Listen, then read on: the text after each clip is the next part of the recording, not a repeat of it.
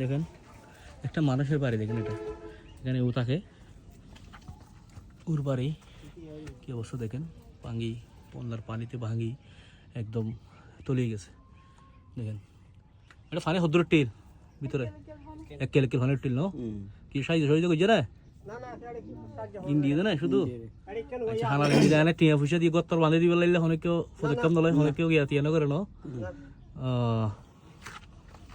ঠিক আছে, আপনারা আমি ওনার এনআইডি কার্ড এবং ওনার সব ঠিকানা আর এবং হচ্ছে যে নাম্বার সব দিয়ে দিব। আপনারা যতটুকু পারেন সহযোগিতা করার চেষ্টা করবেন। খুবই দিনমজুর, ডেলি কাজ করে খায়, তো ঘর বাঁধার মতো সামর্থ্য তো আসলে নাই।